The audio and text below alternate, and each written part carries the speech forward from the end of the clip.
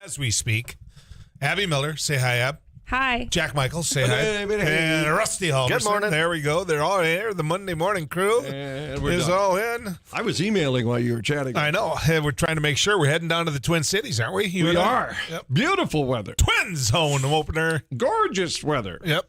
We're gonna win. 60 We're what? gonna 7% freeze. chance of rains. Rain and snow. Some High sleet. of 41.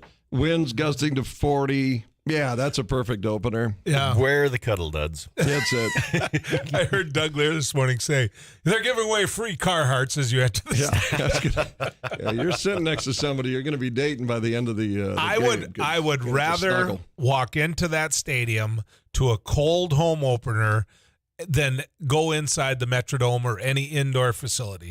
Period. Plain and simple. Yeah. Baseball is to be played outside. Yes. Yeah. As Maury Wills would say, baseball's meant to be played outside during the daytime also. Yep, I would agree with that too. Let's play two. You know, Or Ernie play- was right. I Ernie, mean, thanks. Yes. that the double hitters now this year are both 9 innings, right? I believe so. Yeah. Yeah. Change that. Baseball went through a series of more, you got the universal DH going on. You have. Is that good or bad?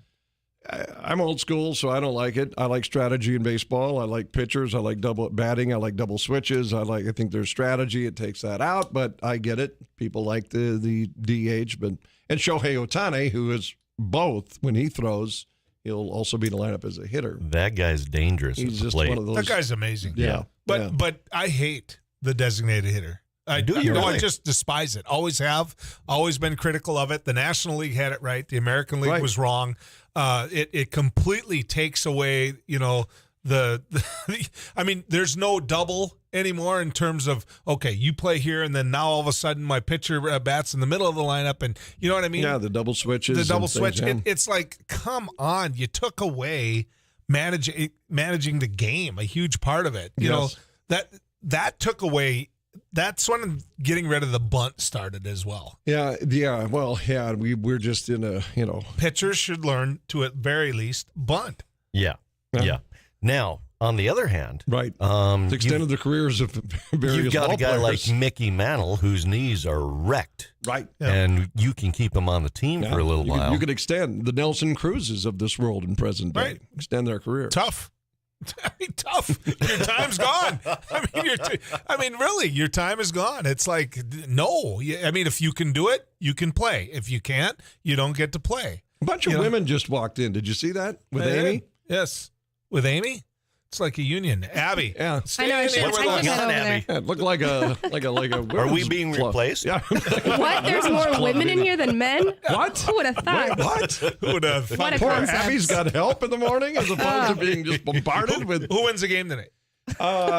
It's a great call. As North Carolina, run their proverbial string out, and now they fall to Kansas tonight. It's a tough call. I like North Carolina. Hubert Davis, what he's done for this, and he's almost poo-poos beaten Duke a couple of times this year, which I really like Duke, and they fell down. I'll say this once again, my heart maybe is pulling for more of a North Carolina with that, but my head would say Kansas. I'm going North Carolina just for the fact that I've got a lot of friends who are fans. Yeah. And of you're North either one Carolina. or the other, by the way. Have you ever bumped into Duke in North Carolina? No, people? you're one of the Boy. other. I was a Duke fan, for, Coach K, and it was sad to see him go out. Not so much at a loss in the semis as a loss to North Carolina. Yeah. Because if you're Duke, you don't want that very last game ever to be a loss to North Carolina. That being said, when you watched in the semis, you watched Kansas. I don't think I've seen a better college basketball team for a long, long time. Yeah, they're just dominant. They're efficient. If North Carolina can win on the boards, I know, not sexy to talk about rebounds, it's one of those things, but honestly, and we saw this with South Carolina women, if you just garner every loose ball, every missed shot and win the rebounding battle, that's obviously possession. So to me, the inside basketball here, if North Carolina pounds the glass and wins that category handily, they win the game. Is there a big golf tournament this week? I haven't heard. Did you hear the conversation that Jeff Kolpak had with I used some sound bites this morning with Tom yes, on it was sports. pretty cool. You're the tournament that rhymes with the Shasters. He's Abby. He's into rhymes again this week. This I'm is right. And that's not even like we can say the Masters. right. It's Oh, not we like can. Okay. it's not like Okay. We're not they're selling Wendy's Yeah. foods A or tradition like no You other. mean Yeah. blendies. blendies. Blendies. It's weird. The Masters hasn't done any advertising with us. Rack models. Or hot dog queen. McDonald. What's that? Hot dog queen. What rhymes with hot dog? What does hot dog rhyme with? Oh, it's got a rhyme. Well, that's what you. What? That's what we're talking about. Burger King. Oh. That'd be like I was just waiting to see no. if anybody was be going like to pick up. Smurger Fling. You know, that would be the Dairy you Queen. changed the- Williston, stop that's- on by. That's right. The Masters, yes, coming The up Masters. this week in Augusta. So Tiger's going to play. It sounds like it. He certainly is hanging out at Augusta. And So is this more of a boy? I get to play 18 holes, or I mean, the interesting thing is he's got to walk it. yeah, I mean, he's got to walk all 18 holes. which is why Yeah. I would never be able to play the Masters. And, you know, That's the I'm only not- reason. You watch it on TV. Yeah, that's right. you There's a watch it, couple more. watch it on TV, but from friends who have been there in person, very hilly. A Yeah. lot of elevation change. The and the Masters is a short course, though, is it not?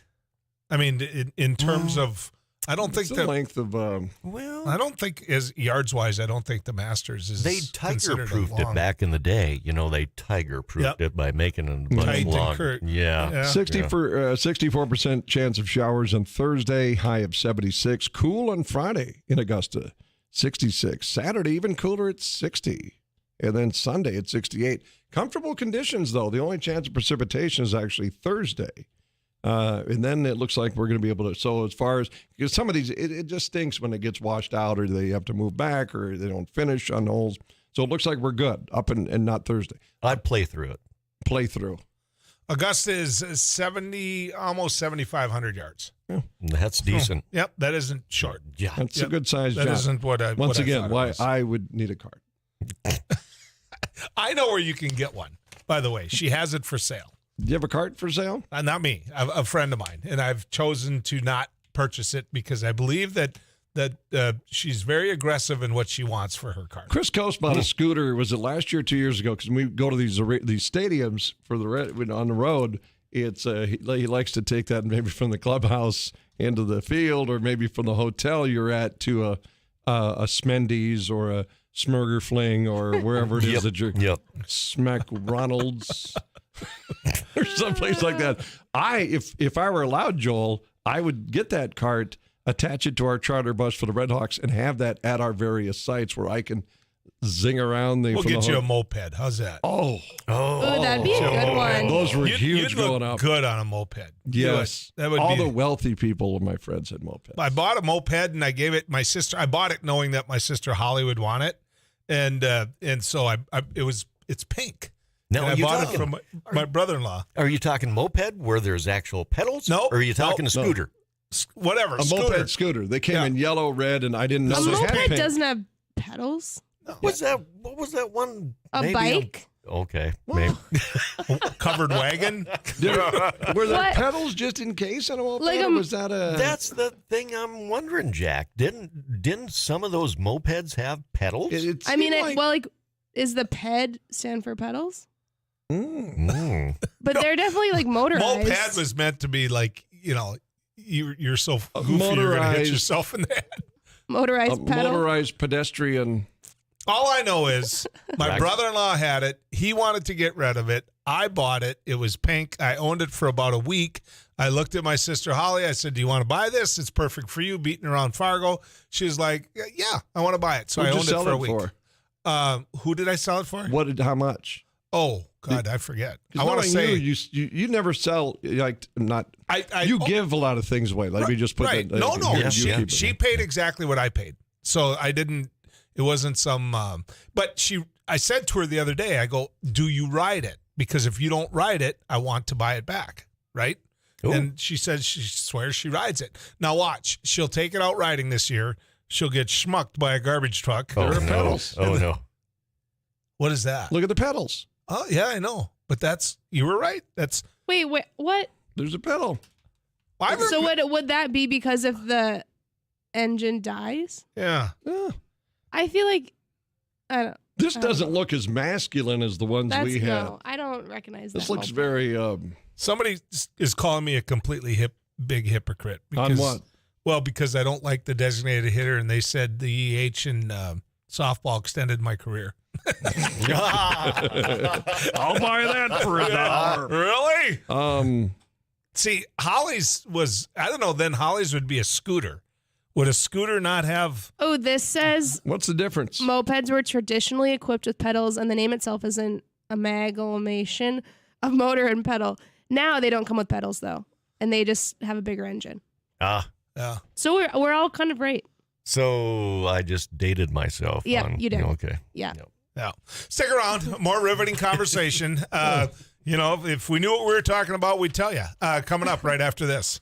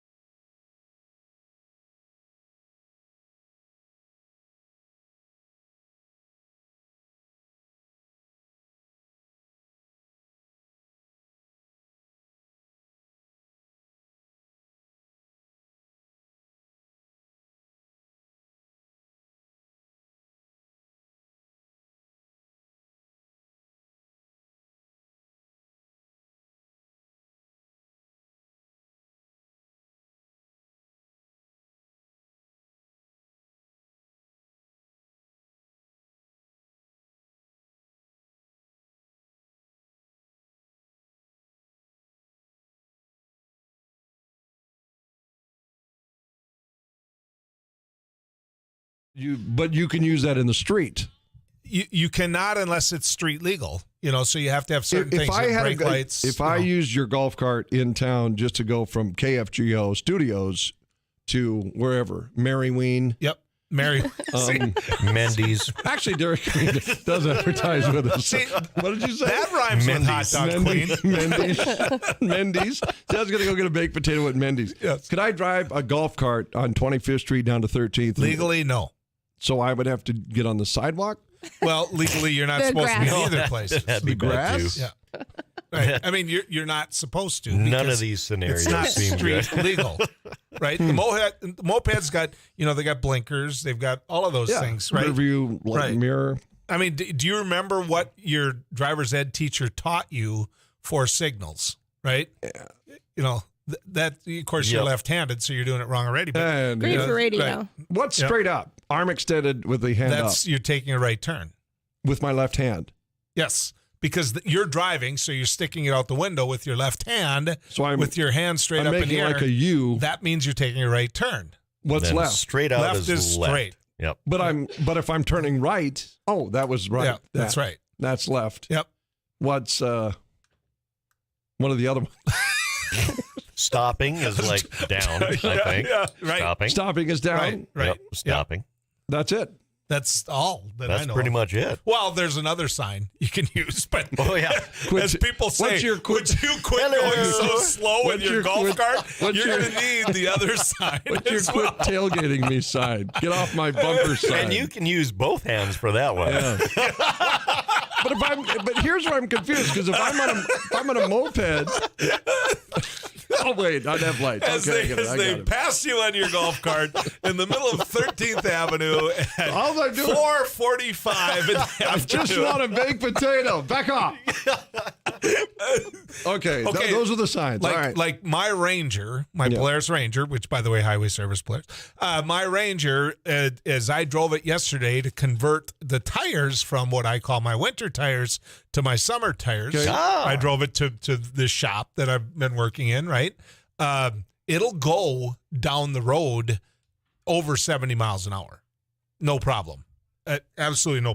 I can go 75 with my Ranger, no problem. It's 1,000, but it doesn't matter if you can keep up with traffic out on a state highway if you don't have the signals. If you don't have Right. all If you the- don't have the yeah. right, the left, all of that. Yeah. So I Yeah. don't think Joe Highway Patrolman is going to say, oh, that's Right. okay, Joel. Just go ahead and drive down I-29 Yeah. right up to Fargo Yeah. someday. Okay, They're just not because going you're to. leaving the other traffic guessing Right. what you're going to Right. do. Exactly. So I got to where I was going to turn in, Yeah. and Sue rode with me yesterday. And so I'm going to turn into the approach where the shop was, and somebody was coming out. It's at a gas station, right? So I'm pointing to the approach. Yeah. Like this. This is what so I'm- he knows he can pull out with his semi, right? And Sue's like, what? I said, I'm just, and then she goes, quit pointing at me. I'm like, I'm trying to tell him he can pull. We're like car talk this morning. Is it open hand or fist? Open. Open. Okay. Yeah. Why not fist? I suppose you can if you're worried about bugs. Grasshoppers. Bumblebees. I've learned some things. Abby, would have you known the up for taking a right turn? Of course I would have. Could you drive a car with a shift? No.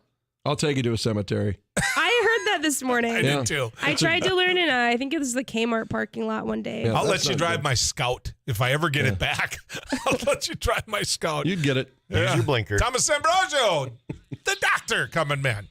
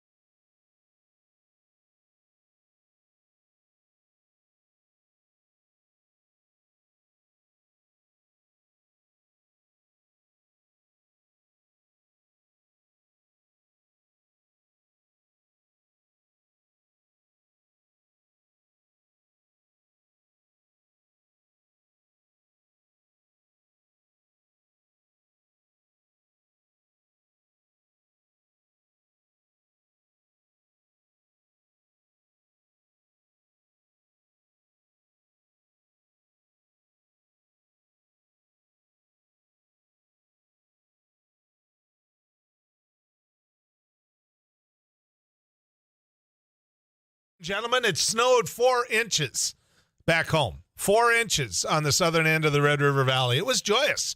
And so I decided not to put my pickup in the garage, knowing that garage didn't have a floor drain, but it was heated, so I knew it would just make for a sloppy mess in there, and knew that the snow was going to get off of my pickup before I left for work this morning.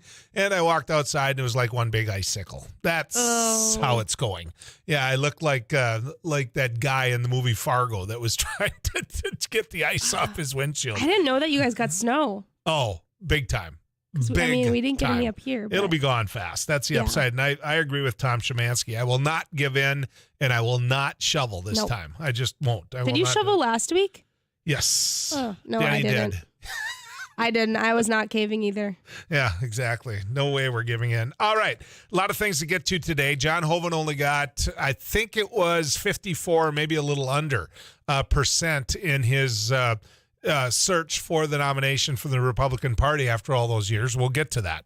The number shocked me. It was absolutely shocking. But as the week went on, I think the number shocked me, but it didn't surprise me, if that makes any sense whatsoever. We'll get to that.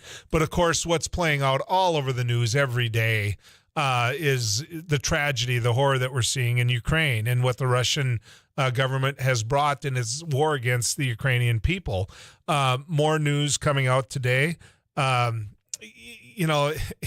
Buka, there's terms that you would use for what happened.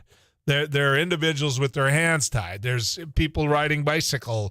I mean, there are a lot of people dead that are civilians that you would definitely understand as war crimes. But do we care other than to just look at it and say, oh my God, this is who Russia is? Do we care? I mean, what do we do about it? I don't know. But I do know this. Someone that knows the region, knows the subject matter, knows the history is Dr. Thomas Ambrosia from North Dakota State University. And he's been my go-to guy on a lot of this. He's a professor of political science, and his research interests include international relations and Russian foreign policy. Dr. Ambrosio, good to have you on News and Views. Glad to be here. I just wish it was under better circumstances. We need to come in I need to come in sometime and just talk about something fun. Yeah. Right. Every time we talk, it's, did you see this coming 5 years ago? I did. I saw that something like this would happen. I think Russia was giving us the signals 15 years ago that they were unhappy with the way things were going. And as we were moving further and further towards Russia with NATO, and as Russia started building up its strength, we saw in 2008 in their invasion of Georgia. We saw the occupation and annexation of Crimea in 2014. This is just an escalation.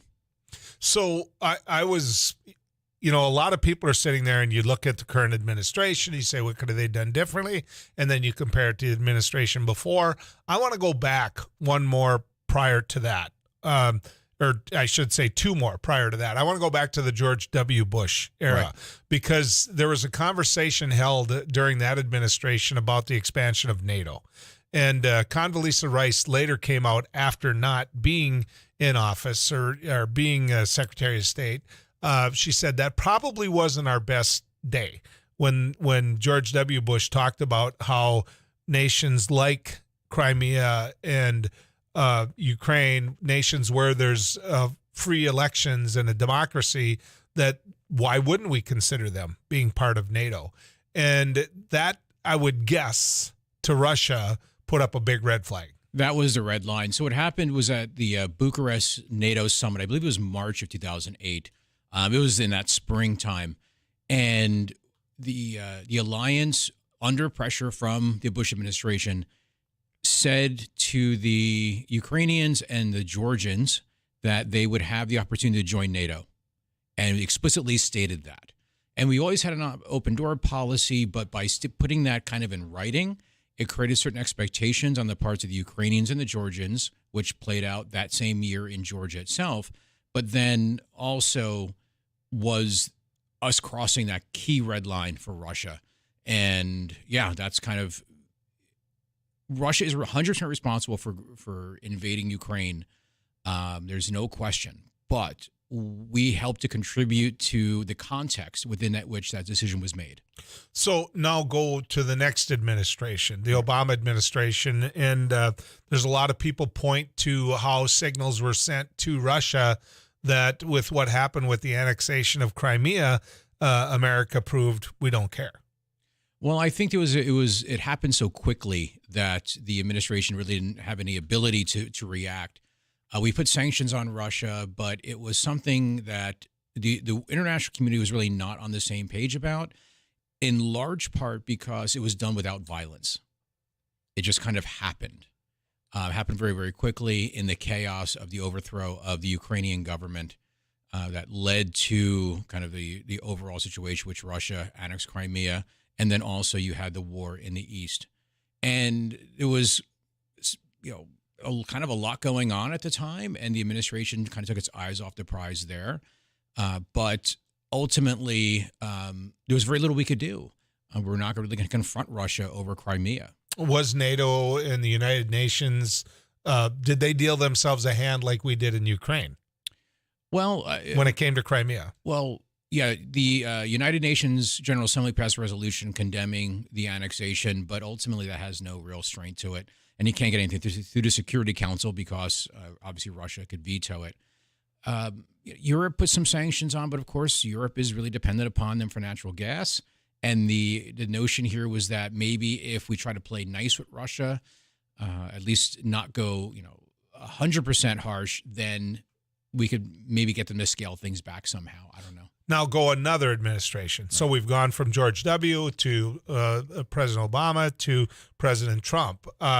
There's a lot of people who say that if this was the second term of a Trump administration, Ukraine wouldn't be facing this because President Trump's close relationship with Vladimir Putin and the fact that Vladimir Putin feared Donald Trump and he doesn't fear Joe Biden. Well, I wouldn't go that far. I say there would be a couple of things.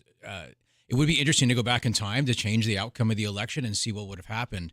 But I think there's a couple of things that we can think about. President Trump was probably less predictable in his foreign policy. So I think the invasion of Ukraine has something to do. There's an expectation of predictability on the part of the U.S. administration now, whereas you probably would not have gotten that with President Trump. Also, Trump was probably less enamored with NATO, as we know. And therefore, maybe Putin would have thought, well, maybe they won't be thinking about expanding into Ukraine. Whereas President Biden comes into office and is like, yeah, we're still on board for this process. I'm not sure about the fear issue, but it still may have happened anyway. A certain point may have been reached.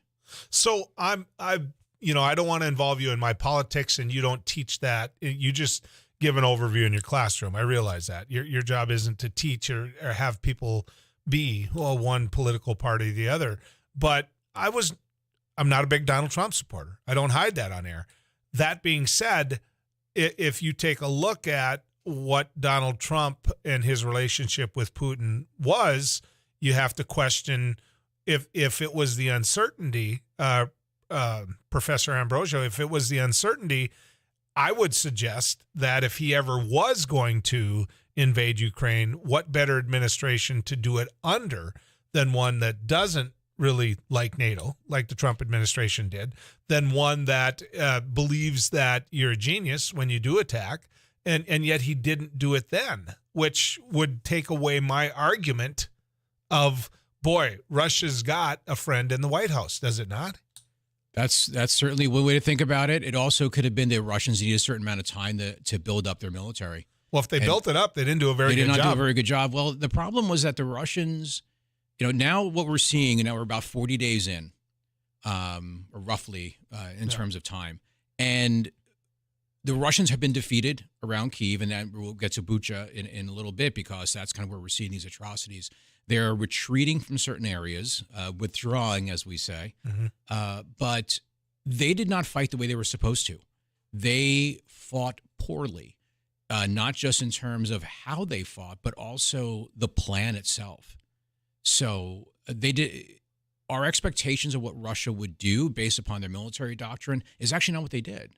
It's like they completely forgot all their training, all their planning. They just kind of threw things in willy-nilly, and we saw the results.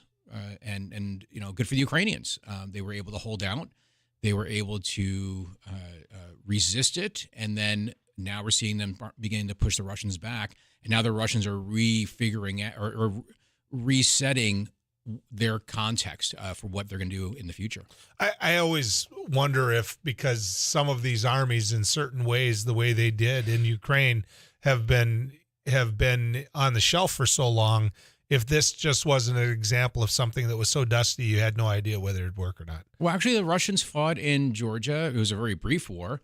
They've been fighting in Syria, but that's kind of a different fight than a full-scale conventional fight. And I think they should have been able to do what they do best, which is use large forces, but they just didn't do it. They didn't bring in all their assets, and they what eventually they would bring in kind of piecemeal. And that's the weird thing about this. One day we'll know what happened. When the insiders are able to tell us from Moscow, but at this point, it's baffling. Yeah, but good ultimately. Stick around, Dr. Ambrosia. Let's get to the weather cave, and I'm with you.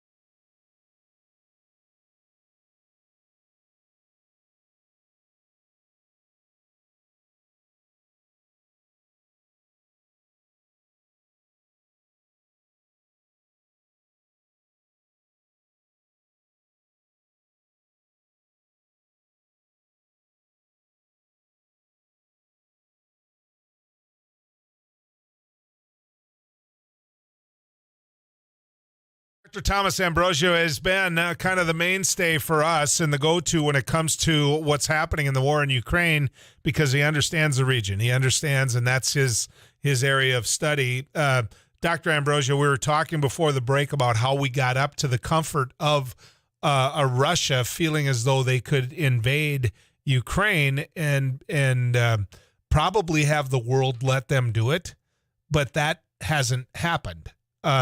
Yes, when you see the mass murders in Bucha and other places, I understand it. I get it. We're appalled. We're giving weapons, those type of things, but we don't have boot on the ground. But we're not doing business in Russia. I mean, this is a generational thing. I mean, we're not going to do business in Russia for a long time. These sanctions are going to last for a very, very long time. U.S. And Europe is going to be largely out of Russia. Now, if there's enough money to be made, if there's a peace agreement, maybe some companies will go back. But it's going to be very difficult for the administration, especially the U.S. administration, but maybe even some European countries to go back on the sanction that they imposed, just because of the optics of it, especially when we have situations like in Bucha, in which you have these mass murders, you have war crimes being committed, crimes against humanity, and no one's going to be punished for it, at least in the short term. And without that, you may not see a willingness to back down on Russia. Of course, that can have the opposite effect. Russian elites have now kind of rallied around the flag. At a certain point, Russia may benefit because it can actually direct its import of investment elsewhere. And you're going to start seeing China invest more, as well as other countries that are more willing to do business with Russia.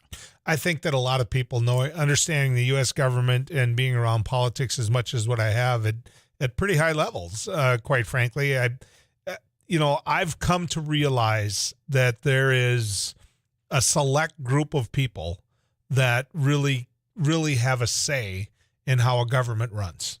And it happens here too. If we don't believe it happens here, we're completely void of any common sense. When Clarence Thomas's wife, you got a Supreme Court justice's wife attending a rally that's how small that inner circle in D.C. is. That's my point.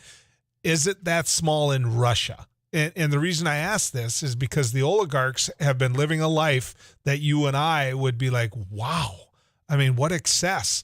That's gone to them. Their life has changed forever. Are they going to put up with a guy like Vladimir Putin blowing their life up like this? Ultimately, they're going to have to, and whatever assets they have in Russia are going to be dependent upon keeping in the good graces of Vladimir Putin. And this is one of the kind of effects that I guess we didn't think about when we started seizing the oligarchs' assets. And the oligarchs, of course, these people who became incredibly rich, especially during the 90s when the Soviet Union fell and they had rapid privatization of state-owned industries. But if we seize everything from outside, all they have is what's inside Russia. And in order to keep even that, they need to be very much on the side of Vladimir Putin. And Vladimir, in terms of the circle, Vladimir Putin is a very small circle. It's not even, it's much smaller than what we have even in the United States. We're talking about, maybe dozens of people total, if that. And he governs that country, not with an iron fist, but he governs the country in a way that he is clearly in charge, and any factions have to somehow work together, but in order to, say, move away from that, but he's very good at splitting those factions. Yeah. Doctor, I know you've got a little more time. Ab said that you can give us, right? You can hang absolutely. in there. Because I got my big thing, I guess, I was saving up to is, where do you think this goes from here? How does this end? Stick around. More coming your way on News and Views.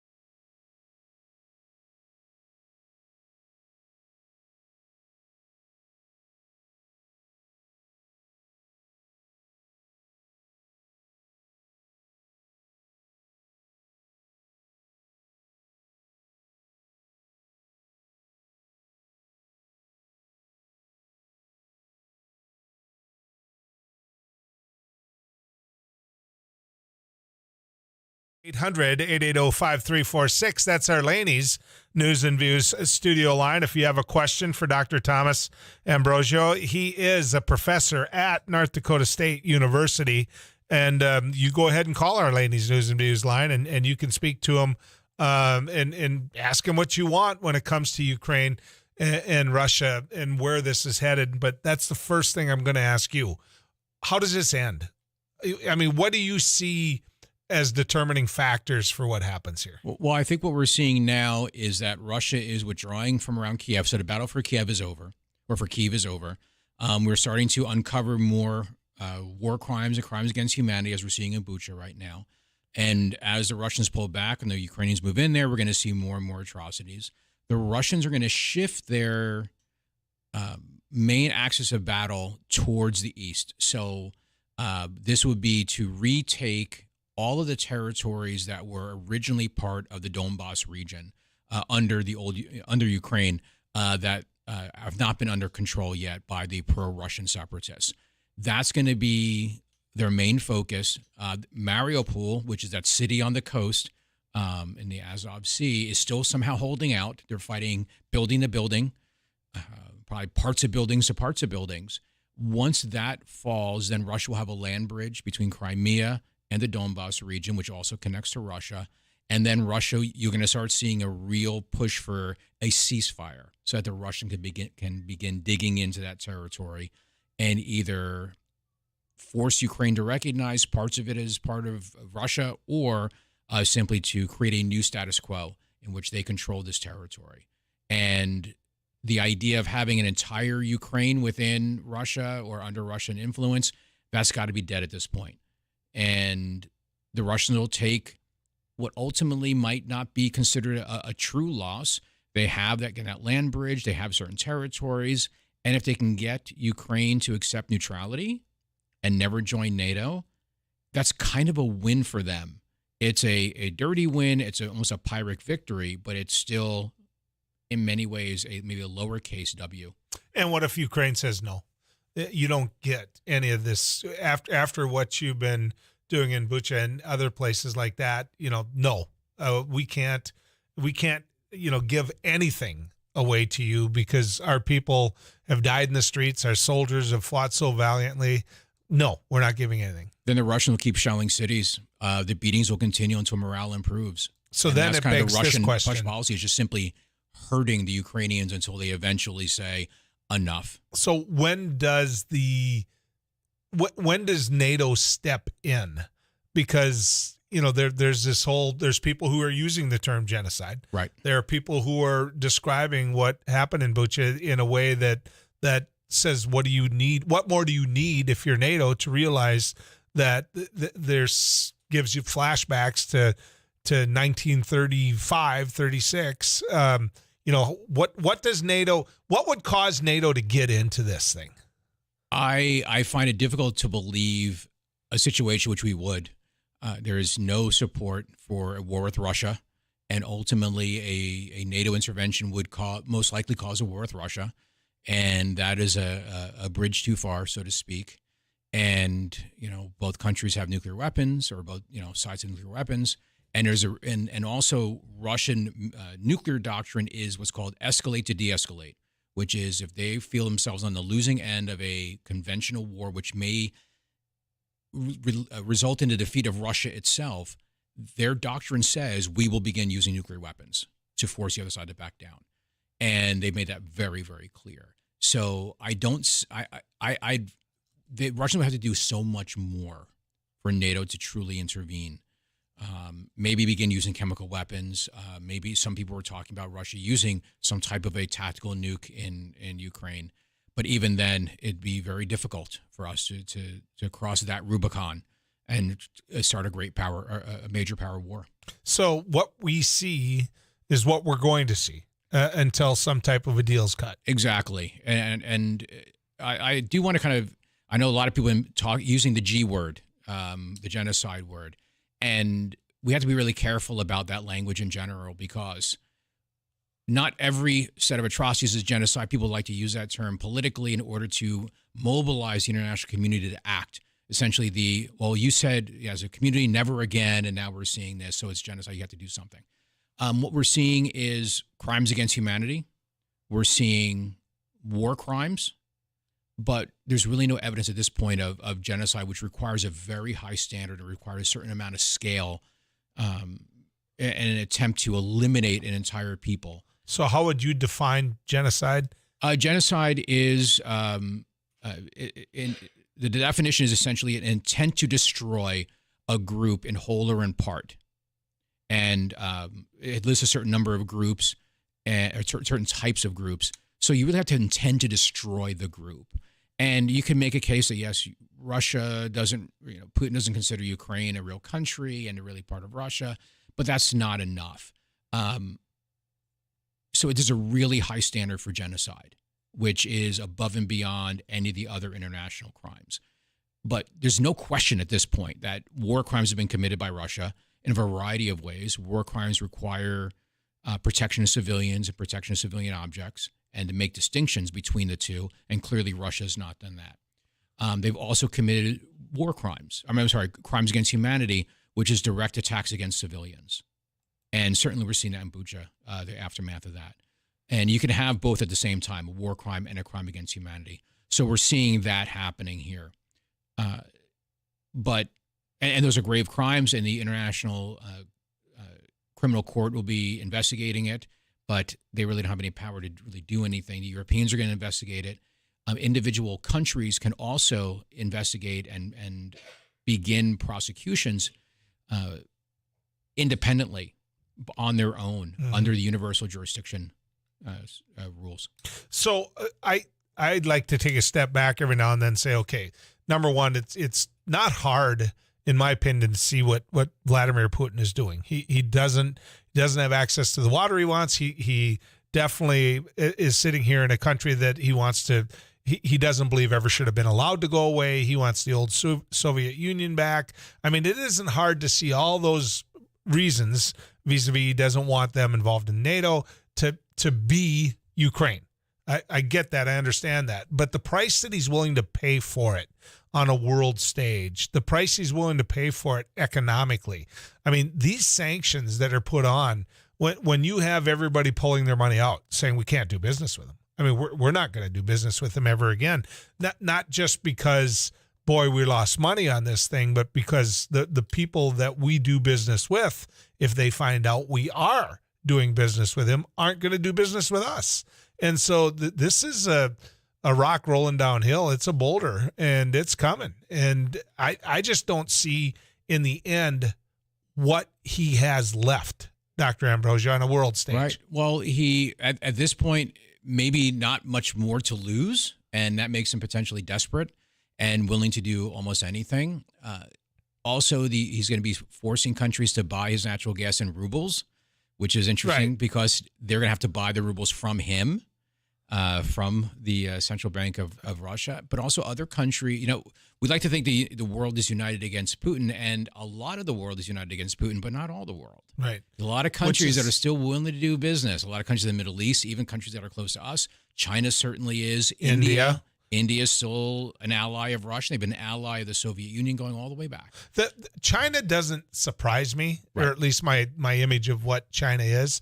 But where do you see China today? If NATO took even stronger actions against, let's take it even a step farther. Mm-hmm. Let's say NATO uses military force to drive Russia out of Ukraine.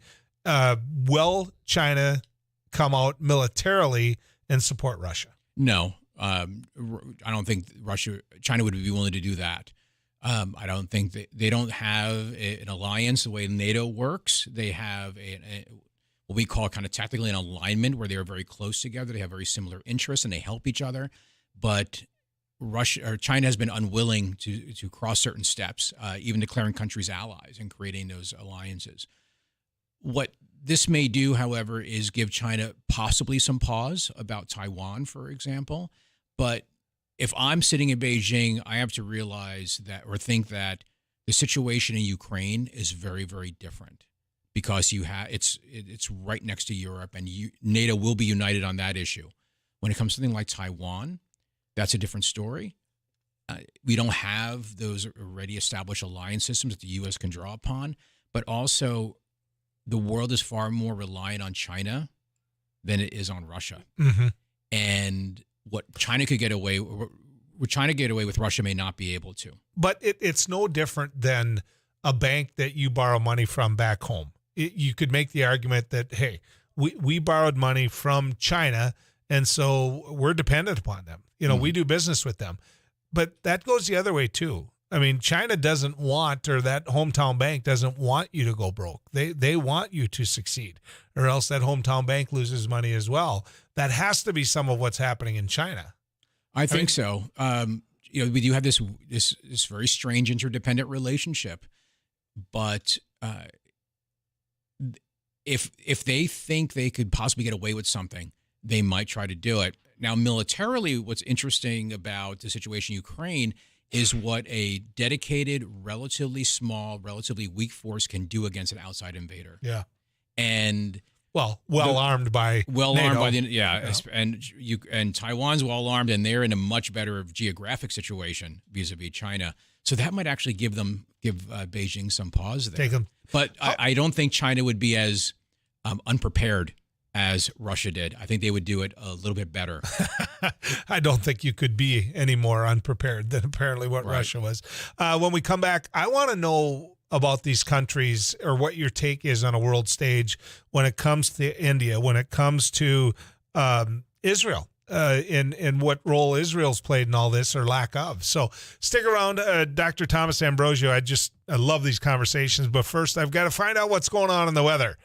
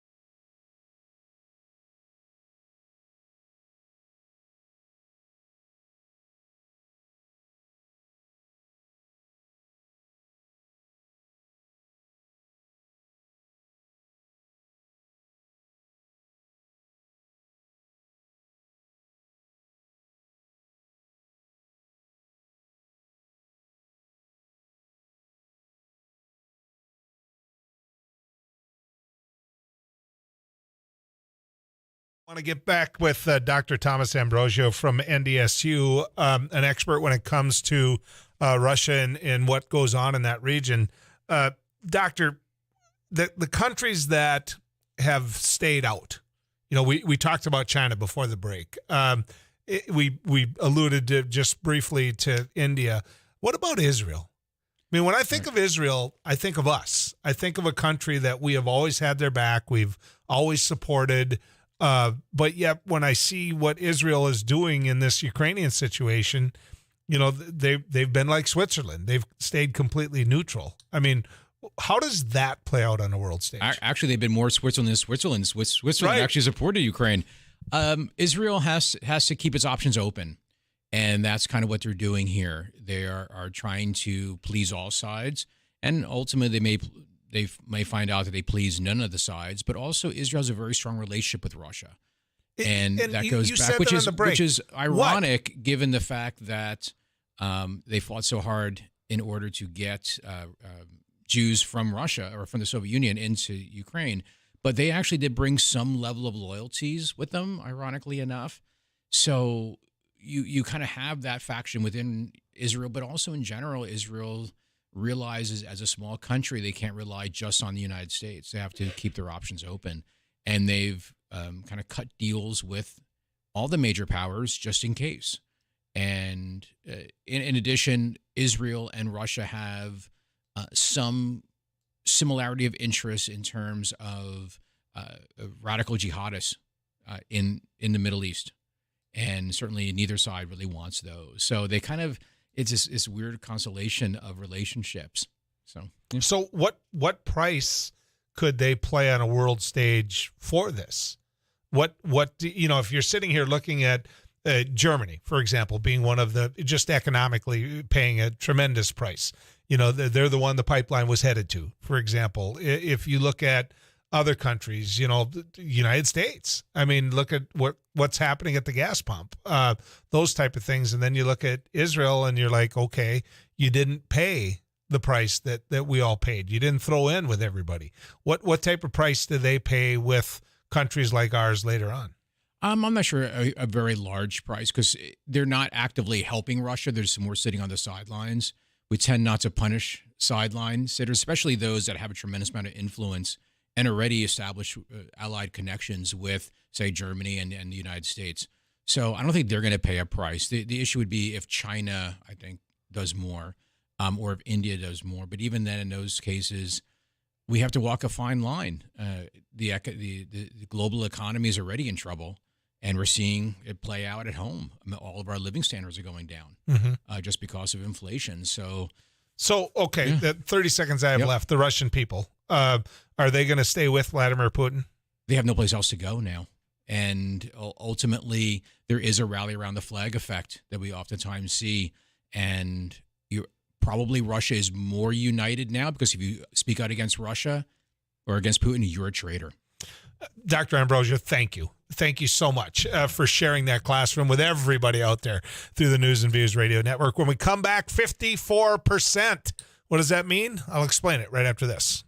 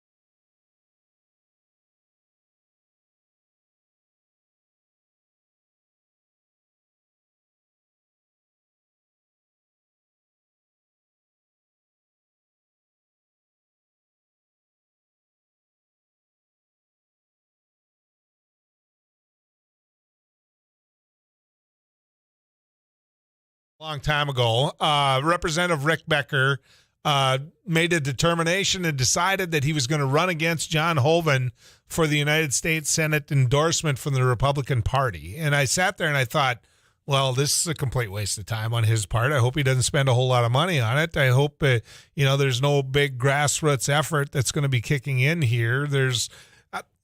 I was wrong. I was wrong. Rick Becker got legs underneath his campaign, and it took off. Yes, he came up short this weekend, but look at this body of work. Look at this career in politics, if you will. You've got John Hoeven, very aggressive, wants to be involved in politics. He gets a job by Democrats, I should point out. My sister being one of them, she was on the Industrial Commission. Sarah Vogel was on the Industrial Commission, and Ed Schaefer was on the Industrial Commission, right? So it was 2 Democrats against 1 Republican in those days, and they had to hire a president of the Bank of North Dakota. And the next thing you know, John Hoeven is president of the Bank of North Dakota, and he's a Democrat, right? Well, then what happens? Then we're sitting there looking at, okay, who's going to retire, who's not going to retire, who's going to run for governor. And in 2000, John Hoeven was recruited hard to run for governor as a Democrat, right? And he admits he's a Democrat. Then he starts reading the tea leaves and he starts saying, well, I got a better chance at winning here. And so he goes back on that and says, well, today I'm a Republican and the rest is history. He wins as a Republican in 2000. Remember what happened in the middle of that race. He was behind in the polls significantly, and quite frankly, Heidi got sick. And so it became a lot easier for the John Hovens of the world when you're the only candidate that's healthy on the ballot. So what ends up happening? He wins. He's governor, and he's governor. And the next thing you know, he's won those couple of terms. The next thing you know, he wants to be a United States Senator, and he ends up being a United States Senator. Then he ends up being a United States Senator. Now he wants to be a United States Senator again because he's running for that reelection. That's a body of work. That is, in terms of elections, in terms of being elected, that's a foundation that any person would want to say, look what I've done. I've won for you. I've put your party in power when it comes to Supreme Court justices, when it comes to budgets, when it comes to all of these things, committee chair, you want a Republican in one of those seats. Well, in North Dakota, the Republican Party has become so incredibly dominant that they're taking after each other.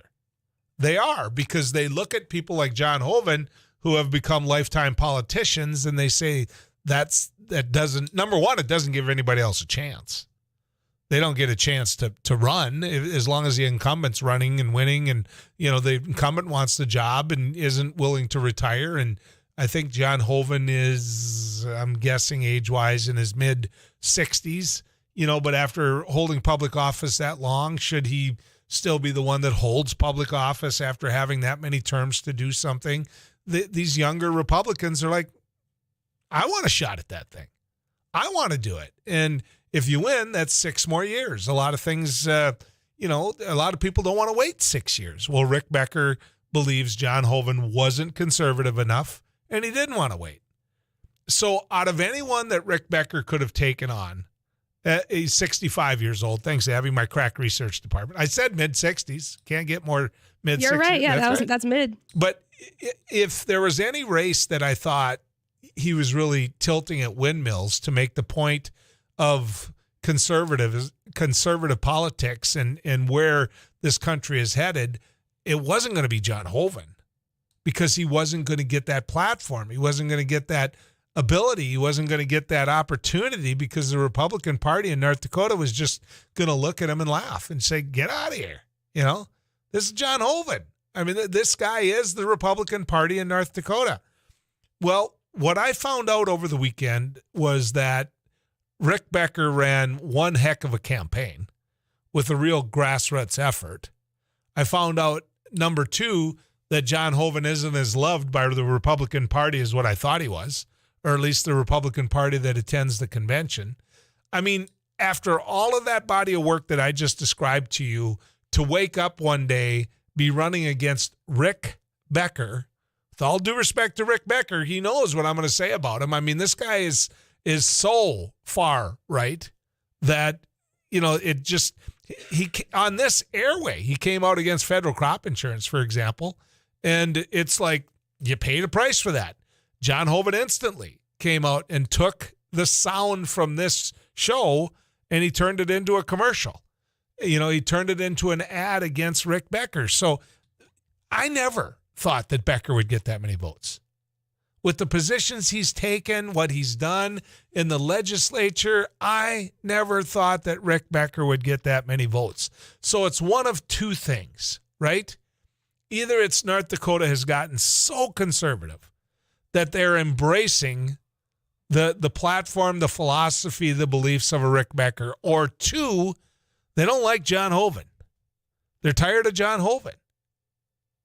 I mean, I realize John Hoeven won over the weekend, but how in the world do you only get 54% of the vote against Rick Becker? I mean, if you're John Hoeven, the day that Rick Becker announced, you're like, oh, man, here we go. I got to put up with some of the crazies out there. I've got to put up with some of the name calling, all that kind of crap. I gotta be treated like he treats Democrats in the legislature or, moderate Republicans in the legislature. But last thing whatever, I'll wax him. This will all get over fast. It didn't. It didn't. He went out to district conventions and he sent surrogates out and he found out what the attitude, what the mood is like out there. And it's not good. It's not good. When you see signs the way some of those signs were over the weekend at the Republican convention, I'm over Hoeven. I mean, kind of a philosophy. It's not good. I mean, it's not. He'll more than likely win re-election in the fall. Obviously, that's yet to be determined. If you're these Republicans, do you say now the ones that took him on, do you say, look, probably the only way to get rid of him is to not vote for him, period. Maybe check out in terms of voting. I don't know. I would guess that that's not going to happen. They're going to get out there and they're going to support the one from the party that they most align themselves with. But it doesn't change the fact that John Hoeven got 54% of the vote this weekend. That no one saw that coming in 2021. No one. I mean, I'm sorry, but they didn't. And there's a lot of people out there in the Berg camp now that are pointing to a number of things that have let them kind of shake their head and say, what happened to us this weekend? This wasn't fair this weekend. This wasn't right this weekend. What I found the most interesting was the strategy of the Berg people. I found what really was interesting was knowing that he couldn't have won in the primary against John Hoeven. How do you deal with that? Well, the chair of the Republican Party had determined that any motion to take away other Republicans' rights or anyone's rights to run against a Republican, a nominated Republican in that primary, that was out of order, that we're not going to change that. There are people that believe, in accordance with North Dakota Century Code and North Dakota's Constitution, that the political party can stop individuals from running in the primary for that seat. That seat is to be determined purely by the party itself and its convention. So that's the political strategy, right? You go there, you remove the chairman, you make a move to make sure that whatever happens on the convention floor is what happens for the fall ballot. Well, they didn't have the votes to remove the chair. And as soon as they didn't have the votes to remove the chair, albeit by a very narrow margin, then you knew that John Hoeven was going to get the nomination. That was like the ultimate polling data. But they weren't that far away from stopping him from even running in the primary, or at least going to court to have to make the argument that he could. And so you start wondering why. You start, and I did say Berg, I apologize, it's Becker. But why? I mean, why did Rick Becker connect with people and why did John Hoeven not? I don't know what John Hoeven's done. I don't know what John Hoven's done. I asked Kevin Kramer, why people were looking at Rick Becker. Why Rick Becker? There, I said it twice just to train myself to say Becker. But why? Okay, well, number one, the state's gotten that conservative. It has. I can sense it out there. I can feel it. The other thing is they don't like John Hoven the way they used to. They don't. And this text message that just came in, I think, says something. And I would be willing to bet that this individual that sent it is a Republican, okay? The person says, John Hoven is at best disengaged from being a United States Senator. At worst, extremely lazy. We want a leader, not a follower. I can see your phone number. I don't know who you are. I'm really curious if you were a Becker supporter. I'm really curious. All right, let's get to the weather cave and find out what's going on in the cave. Tom?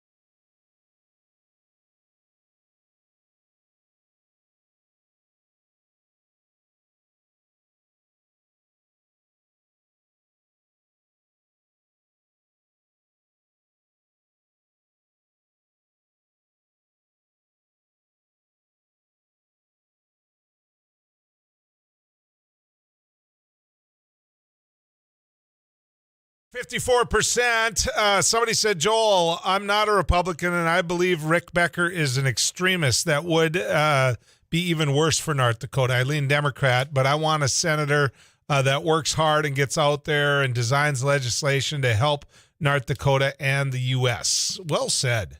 I mean, really well said. Thank you for that. Joel, I've been in meetings where someone from Senator Hoeven's office was there. Never had there been someone from Senator Kramer's. Is that lazy? Well, if that's Kramer or his staff aren't showing up, that's lazy. That's what it is. That's what they get paid to do. Another one. Excuse me. John Hoeven equals empty suit. Okay. Another one. John Hoeven is at best disengaged from being a U.S. Senator and at worst extremely lazy. We want a leader, not a follower. Somebody says, why aren't you talking about the inexperienced liberal Christensen running against Hoeven this fall? She isn't even originally from North Dakota. So that's your argument, that the individual has to have been born right here. Okay, so Heidi was in the United States Senate, but she was born in Breckenridge, Minnesota. Does that count?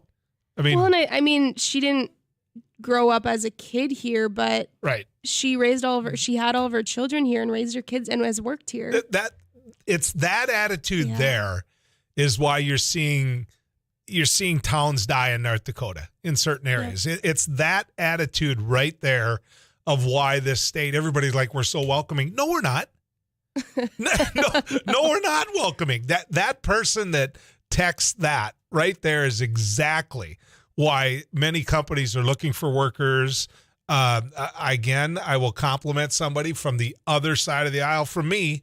There's a woman named Shannon Full who runs the chamber here in Fargo-Moorhead, West Fargo, and she made an argument in an editorial she wrote in their magazine about how we need to embrace all types of individuals from everywhere when it comes to our workforce if we want to continue to grow our economy.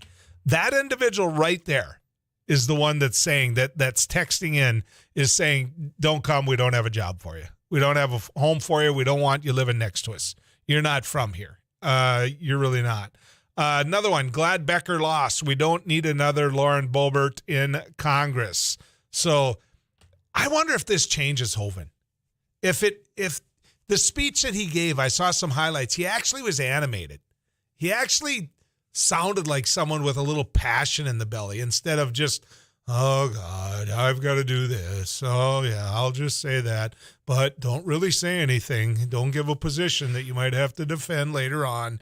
I mean, it's like, hopefully this ignited some passion in John so that we can see him do something, for lack of a better way of putting it.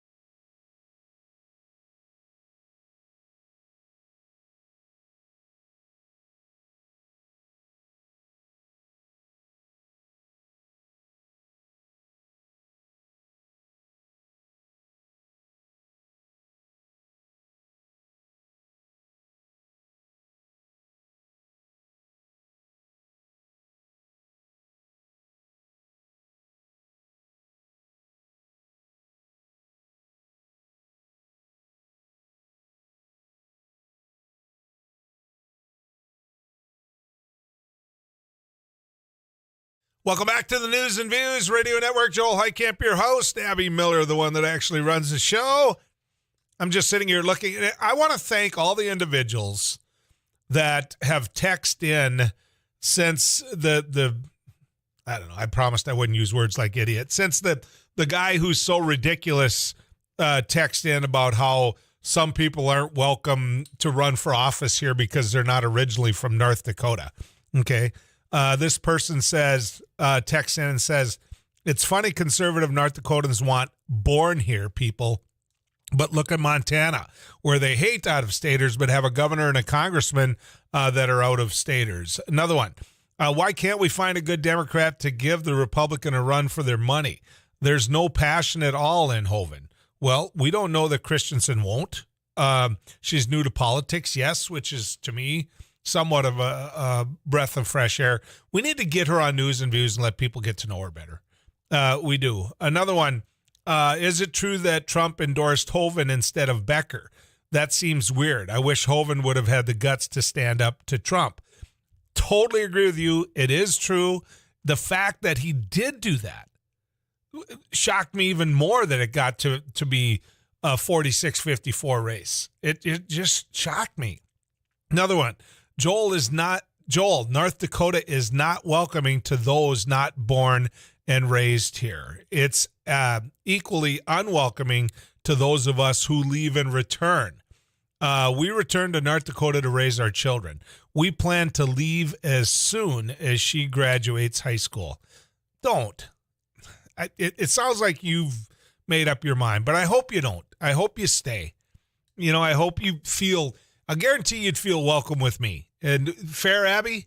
Yeah. Are they welcome with you? Yeah, for sure. But I understand that too. I mean, I left for a year after college, but I came back. And I was only on for a year. But I came back. And you got a sense of that? Not so much. I think more of it had to do with that it was COVID times. But they're like, especially when it comes to politics, but they're like, I see reasoning to want to move out of the state. Yeah. See, to me, this whole notion that you have to be a certain type of person to be welcome here, to live here. I just hate that. Yeah. I just despise that you have to be white. You have to be Christian.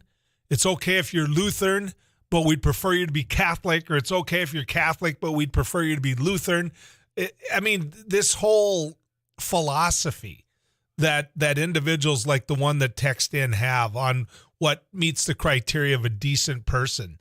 You know what? There's all types of people out there, and I hope you get to know them all, or as many as you can, because you're going to find out that people not like you, that don't look like you, that maybe don't even speak like you, are pretty doggone good, hardworking people that want to raise their family and would be doggone good neighbors. They might not go to the same church as you. That's their business. Our founding fathers told you that was their business, right? You don't get to just say this country's all mine because I'm white. It's ridiculous. And that's actually part of what's going to hold people back economically.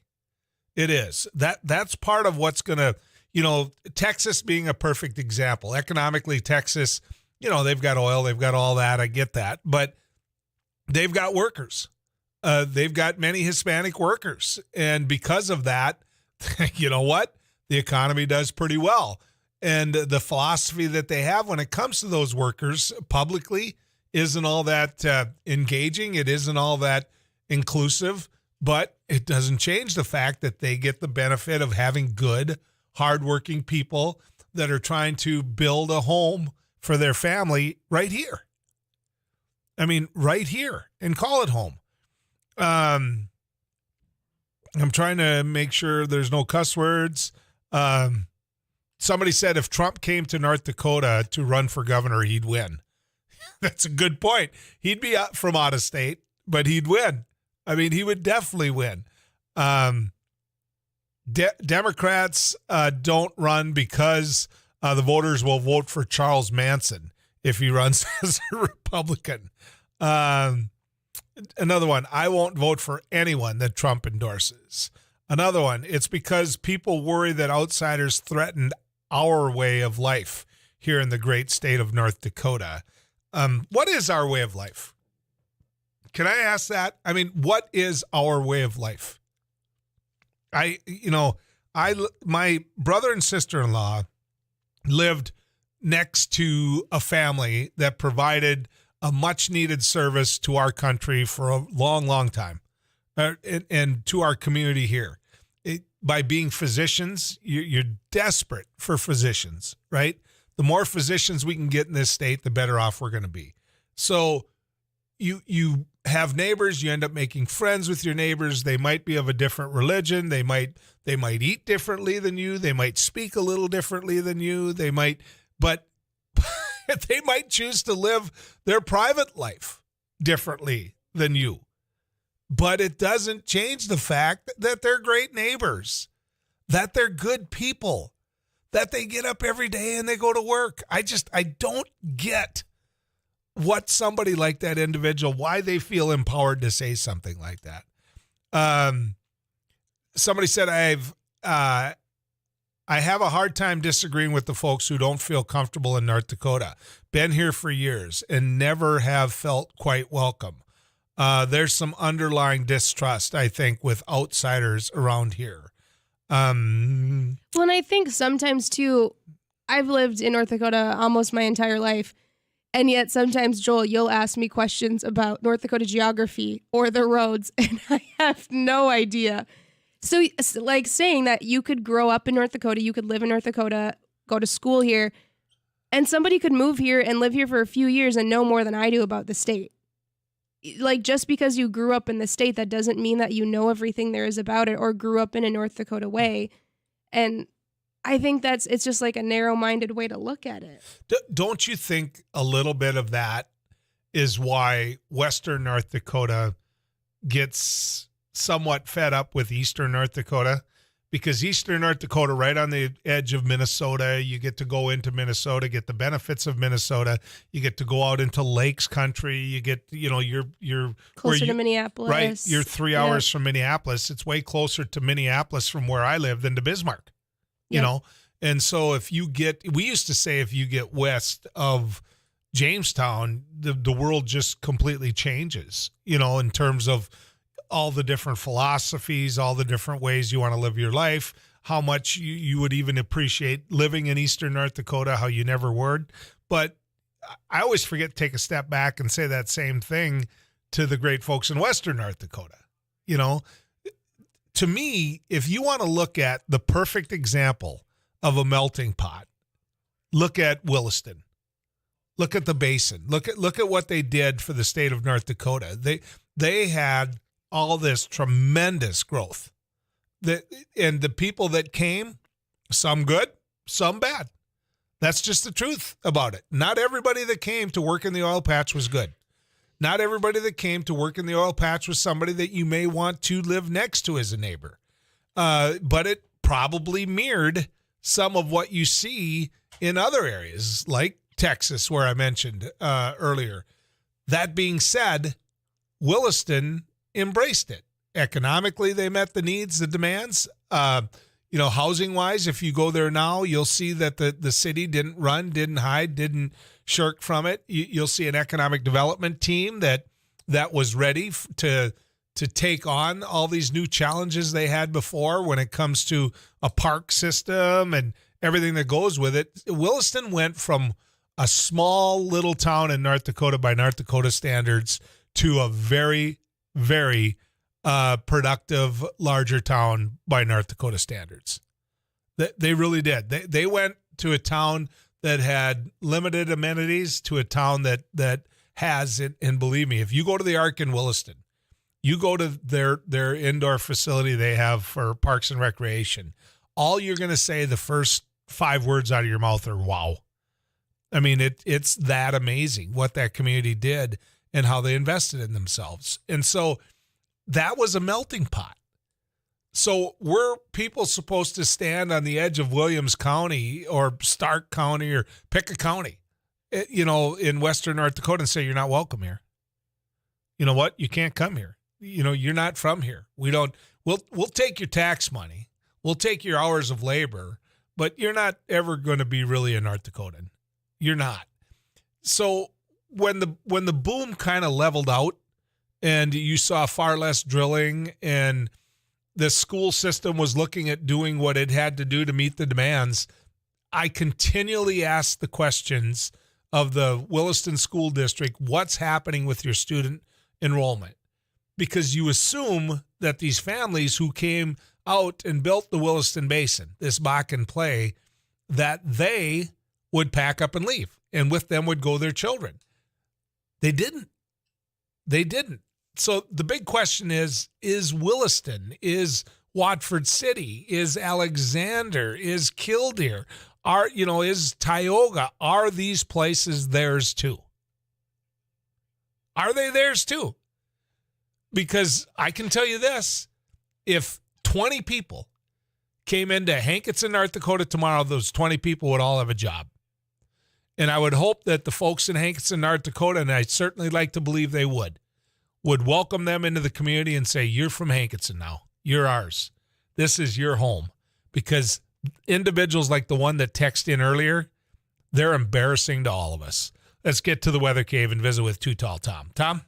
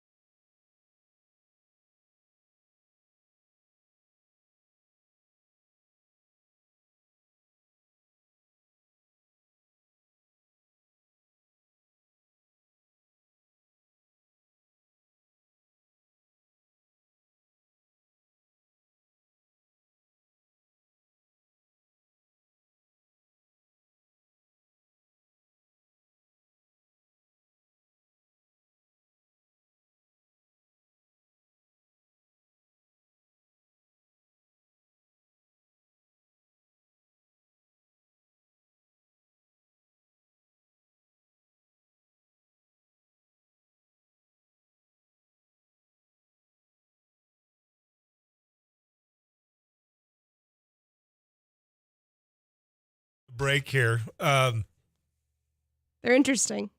Do you want to tell them? Nope, that's okay. That's okay. I think we have a call. Wait, where did he go? You lost him. You no. got Rick mad at you. Well, Rick was from out of state. Rick, call back.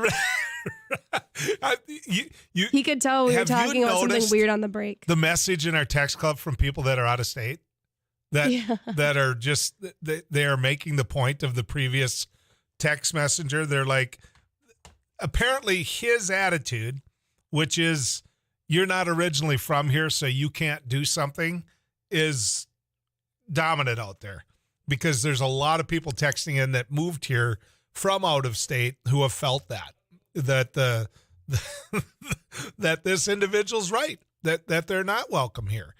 I can tell you this, the attitude of the staff here at News and Views is one that we hope you feel welcome here. We hope you stay here. We hope you live here.